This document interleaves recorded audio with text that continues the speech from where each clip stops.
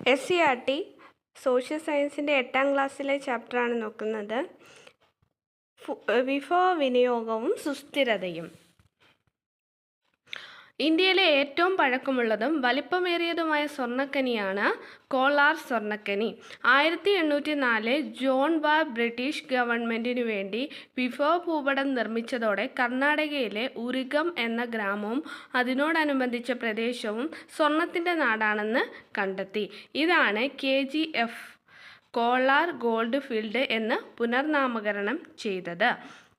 1880 മുതൽ 1956 വരെ 800 ടണ്ണിലധികം സ്വർണം ഉൽപ്പാദിപ്പിച്ചും കോലാർ ഗോൾഡ് ഫീൽഡ് KGF ലോകത്തിൻ്റെ സ്വർണ്ണ ഭൂപടത്തിൽ ഇന്ത്യയുടെ സ്ഥാനം രേഖപ്പെടുത്തുകയും ചെയ്തു. സ്വർണ്ണ നിക്ഷേപം കൊണ്ടാണ് കർണാടകയിലെ കോലാർ ഇന്ത്യയിലെ ഏറ്റവും പഴക്കമുള്ള വ്യാവസായിക നഗരങ്ങളിൽ ഒന്നായി മാറിയത്. ഇന്ത്യയുടെ സമ്പദ് വ്യവസ്ഥയിലും ജനജീവിതത്തിലും സ്വർണത്തിൻ്റെ പ്രാധാന്യം തിരിച്ചറിഞ്ഞില്ലേ? സ്വർണം, ഇരുമ്പ്, വെള്ളി തുടങ്ങിയ പ്രകൃതിയിൽ നിന്നുമാണ് ലഭിക്കുന്നത്. ഇതുകൂടാതെ പ്രകൃതിയിൽ നിന്ന് ലഭിക്കുന്ന വായു, ജലം, മണ്ണ് തുടങ്ങിയ ഭൗതിക വസ്തുക്കളും നമ്മുടെ ആവശ്യങ്ങൾ പൂർത്തീകരിക്കാനായി ഉപയോഗിക്കുന്നുണ്ട്. മാനവ വിഭവം. മനുഷ്യർ തൻ്റെ കഴിവ്, നൈപുണ്യം, സാങ്കേതിക വിദ്യ എന്നിവ പ്രയോജനപ്പെടുത്തി ധാരാളം വിഭവങ്ങൾ രൂപപ്പെടുത്തുന്നതിന് മനുഷ്യരെയും വിഭവമായി പരിഗണിക്കാവുന്നതാണ്. വിഭവങ്ങൾ: പ്രകൃതി വിഭവങ്ങൾ, മനുഷ്യനിർമ്മിത വിഭവങ്ങൾ. പ്രകൃതി വിഭവം എന്താണ്? പ്രകൃതിയിൽ നിന്ന് ലഭിക്കുന്ന വിഭവങ്ങളാണ് പ്രകൃതി വിഭവം. ഉദാഹരണം: വായു, ധാതുക്കൾ.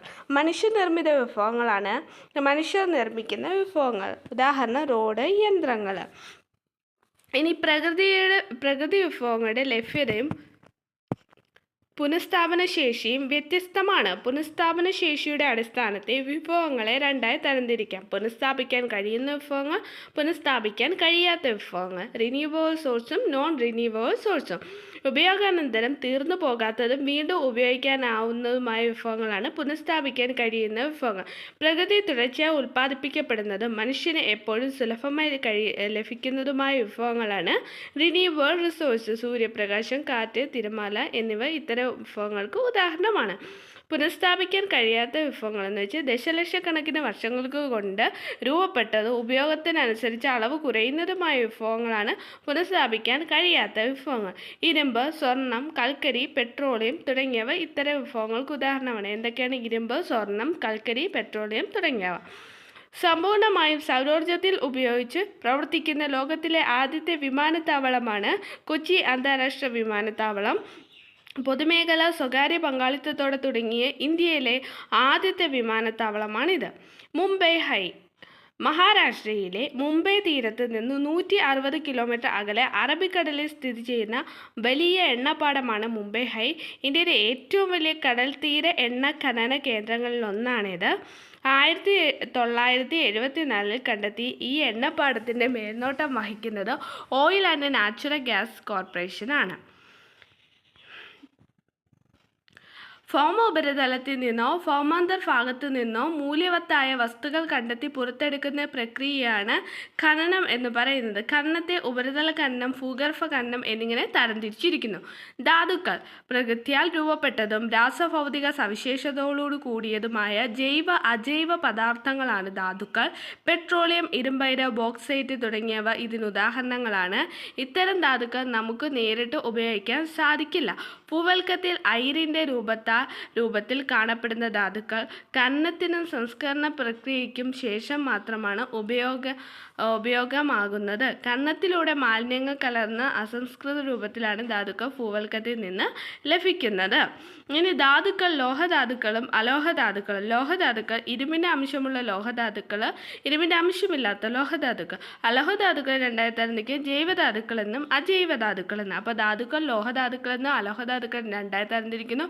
ലോഹധാതുക്കളിലെ ഇരുമ്പിൻ്റെ അംശമുള്ള ലോഹധാതുക്കൾ, ഇരുമ്പിൻ്റെ അംശമില്ലാത്ത ലോഹധാതുക്കൾ എന്ന് രണ്ടായി തരംതിരിക്കുന്നു. അലോഹധാതുക്കളെ ജൈവധാതുക്കൾ, അജൈവധാതുക്കൾ എന്ന് തരംതിരിക്കുന്നു. ലോഹധാതുക്കൾ: പ്രകൃതിയിൽ സ്വാഭാവികമായി കാണപ്പെടുന്ന ലോഹത്തിൻ്റെ അംശമുള്ളവയാണ് ലോഹധാതുക്കൾ. സംസ്കരണ പ്രക്രിയയിലൂടെ ലോഹധാതുക്കളിൽ നിന്ന് വേർതിരിച്ചിരിക്കുന്ന ലോഹം സാധാരണയായി കടുപ്പമുള്ളതും തിളക്കമുള്ളതുമാണ്. ബോക്സൈറ്റിൽ നിന്ന് അലൂമിനിയം വേർതിരിച്ചെടുക്കുന്നത് ഇതിനുദാഹരണമാണ്. ഇരുമ്പിൻ്റെ അംശമുള്ള ലോഹധാതുക്കൾ എന്താണ്? ചാരനിറത്തിൽ കാണപ്പെടുന്നു. കാന്തിക സ്വഭാവമുള്ളവയാണ്. ഭാരം കൂടുതലാണ്. ഇരുമ്പിൻ്റെ അംശമില്ലാത്ത ലോഹധാതുക്കൾ വ്യത്യസ്ത നിറങ്ങളിൽ കാണപ്പെടുന്നു. ഇരുമ്പിൻ്റെ അംശമില്ലാത്ത ധാതുക്കൾ വ്യത്യസ്ത നിറങ്ങളിൽ കാണപ്പെടുന്നു. കാന്തിക സ്വഭാവമില്ലാത്തവ താരതമ്യേന ഭാരം കുറവ്. ഇരുമ്പയിരുകൾ അടങ്ങിയിരിക്കുന്ന ഇരുമ്പിൻ്റെ അടിസ്ഥാനത്തിൽ ഇരുമ്പയിരിനെ 4ആയി തരംതിരിക്കാം. Magnetite, haematite, limonite, siderite. മാഗ്നറ്റൈറ്റിനെ കറുത്ത അയിരെന്ന് വിളിക്കുന്നു. മികച്ച ഗുണനിലവാരമുള്ള മാഗ്നറ്റൈറ്റ് തമിഴ്നാട്, കർണാടകം, ജാർഖണ്ഡ്, ഗോവ, ആന്ധ്രാപ്രദേശ് തുടങ്ങിയ സംസ്ഥാനങ്ങളിൽ കാണപ്പെടുന്നു. ലോഹത്തിൻ്റെ അംശമില്ലാത്ത ധാതുക്കളെ അലോഹധാതുക്കൾ എന്ന് പറയുന്നു. അലോഹധാതുക്കൾക്ക് കാഠിന്യം, തിളക്കം, വഴക്കം തുടങ്ങിയ ഗുണങ്ങൾ താരതമ്യേന കുറവാണ്. ജൈവധാതുക്കളെന്നും അജൈവധാതുക്കളെന്നും അലോഹധാതുക്കളെ 2ആയി തരംതിരിക്കുന്നു. ഇന്ത്യയിലെ ഉൽപാദന വ്യവസായങ്ങൾ. ധാതുക്കൾ എങ്ങനെയെല്ലാമാണ് മനുഷ്യന് ഉപയോഗപ്രദമാകുന്നതെന്ന് നമ്മൾ ചർച്ച ചെയ്തല്ലോ. ഇന്ത്യയുടെ വിവിധ സംസ്ഥാനങ്ങളിൽ വിതരണം ചെയ്യപ്പെട്ടിരിക്കുന്ന ഈ ധാതുക്കൾ ഇന്ത്യയിലെ ഉൽപാദന വ്യവസായ മേഖലയിൽ പ്രധാന പങ്ക് വഹിക്കുന്നു. വ്യത്യസ്ത സംസ്കാര പ്രക്രിയയിലൂടെ വേർതിരിച്ചെടുക്കുന്ന ധാതുക്കളാണ് വ്യവസായങ്ങളുടെ പ്രധാന അസംസ്കൃത വസ്തു. ഉൽപാദന വ്യവസായം. അസംസ്കൃത വസ്തുക്കൾ യന്ത്രങ്ങൾ ഉപയോഗിച്ചു പ്രാദേശികവും വിദൂരവുമായ വിപണികളിൽ വിൽക്കാൻ ഉയർന്ന മൂല്യമുള്ള ഉൽപ്പന്നങ്ങളാക്കി മാറ്റുന്ന പ്രക്രിയയാണ് ഉൽപാദന വ്യവസായം. അസംസ്കൃത വസ്തുക്കളുടെ അടിസ്ഥാനത്തിൽ ഉൽപാദന വ്യവസായങ്ങളെ പ്രധാനമായും താഴെ പറയുന്ന രീതിയിൽ തരംതിരിക്കുക. ഉൽപാദന വ്യവസായങ്ങൾ: കാർഷിക അധിഷ്ഠിത വ്യവസായം, ധാതു അധിഷ്ഠിത വ്യവസായം, രാസാധിഷ്ഠിത വ്യവസായം, വനാധിഷ്ഠിത വ്യവസായം, മൃഗാധിഷ്ഠിത വ്യവസായം. ഇരുമ്പുരുക്ക് വ്യവസായം എവിടെയൊക്കെ സംസ്ഥാനങ്ങളിലാണ്? ഒഡീഷ, പശ്ചിമ ബംഗാൾ, ഛത്തീസ്ഗഡ്. ഖന വ്യവസായം. വ്യവസായശാലകൾ ഉപയോഗിക്കുന്ന അസംസ്കൃത വസ്തുക്കളുടെ ഭീമമായ അളവും അതിൽ നിന്നുണ്ടാകുന്ന ഉൽപ്പന്നങ്ങൾക്ക് വലിപ്പവും ഭാരവും കൂടുതലുള്ളതിനെ ഇരുമ്പുരുക്ക് വ്യവസായങ്ങളെ ഖന വ്യവസായം എന്ന് പറയുന്നു. ഇന്ത്യയിലെ ഇരുമ്പുരുക്ക് വ്യവസായം പ്രകൃതി വിഭവത്തിൻ്റെയും മനുഷ്യ വിഭവത്തിൻ്റെയും ലഭ്യത ഇന്ത്യയെ വ്യവസായ മേഖലയുടെ വളർച്ചയിൽ നിർണായക പങ്ക് വഹിക്കുന്നു. ഓരോ രാജ്യത്തിൻ്റെയും വ്യാവസായിക വളർച്ചയുടെ വ്യാപ്തി നിർണ്ണയിക്കുന്നത് ഇരുമ്പുരുക്ക് ഉപഭോഗത്തിൻ്റെ അടിസ്ഥാനത്തിലാണ്. ഇരുമ്പുരുക്ക് വ്യവസായം ഇതര വ്യവസായങ്ങളെയും സേവന മേഖലയും പിന്തുണയ്ക്കുകയും രാജ്യത്തിൻ്റെ വരുമാനം വർദ്ധിക്കുകയും ചെയ്യുന്നു. കൂടാതെ തൊഴിലവസരങ്ങൾ സൃഷ്ടിക്കുന്നതിലൂടെ ജനങ്ങളുടെ ജീവിത നിലവാരം ഉയർത്തുന്നു. പഞ്ചവത്സര പദ്ധതികൾ. 5 വർഷ കാലയളവിനുള്ളിൽ ഒരു രാജ്യത്തിൻ്റെ സാമ്പത്തികവും സാമൂഹികവുമായ പുരോഗതിക്കായി നിശ്ചയിക്കപ്പെട്ട ലക്ഷ്യങ്ങൾ സാക്ഷാത്കരിക്കുന്നതിന് സർക്കാർ രൂപകൽപ്പന ചെയ്ത സംവിധാനമാണ് പഞ്ചവത്സര പദ്ധതികൾ.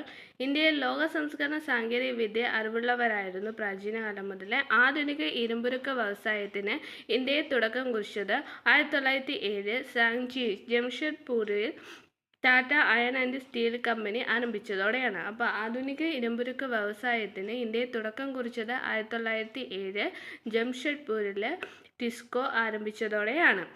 1919 പശ്ചിമ ബംഗാളിൽ Indian iron and steel company ഇസ്കോയും 1923 കർണാടകയിൽ Mysore iron and steel Visvesvaraya iron and steel കമ്പനിയും നിലവിൽ വന്നു.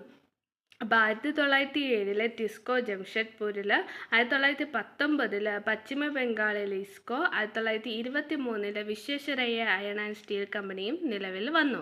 സ്വാതന്ത്ര്യാനന്തരം ഇന്ത്യയിൽ ഇരുമ്പുരുക്ക് വ്യവസായം അതിവേഗം വളർച്ച പ്രാപിച്ചു. 2ാം പഞ്ചവത്സര പദ്ധതിയിലായാണ് ഭിലായി, റൂർക്കേല, ദുർഗാപൂർ എന്നിവിടങ്ങളിൽ 3 സംയോജിത ഇരുമ്പുരുക്ക് പദ്ധതികൾ യഥാക്രമം സോവിയറ്റ് യൂണിയൻ, ജർമ്മനി, ബ്രിട്ടൻ എന്നീ രാജ്യങ്ങളുടെ സഹായത്തോടെ ആരംഭിച്ചത്. അപ്പോൾ ഭിലായി ഏത് രാജ്യത്തിൻ്റെയാണ്? സോവിയറ്റ് യൂണിയൻ്റെയും. റൂർക്കേല എന്ന് പറയുന്നത് ജർമ്മനിയുടെ സഹായത്തോടെയും ദുർഗാപൂർ ബ്രിട്ടൻ്റെ സഹായത്തോടെയുമാണ് ആരംഭിച്ചത്. പിന്നീട് ഇവയുടെ നടത്തിപ്പ് ഉത്തരവാദിത്വവും സർക്കാർ സ്ഥാപനമായ steel authority of India sale ഏറ്റെടുത്തു. ഇന്ത്യയിലെ പ്രധാന ഇരുമ്പുരുക്ക് വ്യവസായങ്ങളുടെ ഭൂപടങ്ങൾ തന്നിരിക്കുന്നത്. ഒഡീഷയിലുള്ളതാണ് റൂർക്കേല, പാരാദീപ്, കെൻസുർഗ്. തന്നിരിക്കുന്ന ഭൂപടത്തിൽ നിന്ന് ഇന്ത്യയിലെ പ്രധാന ഇരുമ്പുരുക്ക് വ്യവസായ സംസ്ഥാനം ഒഡീഷ എന്ന് തിരിച്ചറിഞ്ഞല്ലോ. ഇന്ത്യയിൽ മറ്റുള്ള സംസ്ഥാനങ്ങളേക്കാൾ കൂടുതൽ ഒഡീഷയിൽ ഇരുമ്പുരുക്ക് വ്യവസായം വളരാനുള്ള കാരണങ്ങൾ: ഒഡീഷയിലെ ഭൂമിശാസ്ത്രപരമായ സ്ഥാനം, ധാതു ലഭ്യത, ജലലഭ്യത എന്നിവ ഇരുമ്പുരുക്ക് വ്യവസായത്തിൻ്റെ വികസനത്തിന് കാരണമായി. ഉയർന്ന നിലവാരമുള്ള ഇരുമ്പ് ശേഖരം, കിയോഞ്ച്, സുന്ദർഗഡ്, മയൂർഭഞ്ച് ജില്ലകളിലും കൽക്കരി താഴ്ച മേഖലയിലും കാണപ്പെടുന്നു. റൂർക്കേലയിലും കലിംഗനഗറിലും വ്യവസായശാലകളെ ഇന്ത്യയുടെ പ്രധാന വിപണിയുമായി ബന്ധിപ്പിക്കുന്ന മികച്ച റെയിൽവേ ശൃംഖലയും റോഡ് ഹൈവേകളും വ്യവസായ വികസനത്തിന് സഹായകരമായി. കൂടാതെ ദൈർഘ്യമേറിയ തീരപ്രദേശവും തുറമുഖങ്ങളും ആഭ്യന്തര അന്തർദേശീയ വ്യാപാരത്തിന് ആനുകൂല്യ സാഹചര്യം തീർത്തതോടെ ഒഡീഷ ഇരുമ്പുരുക്ക് വ്യവസായത്തിൻ്റെ കേന്ദ്രമായി.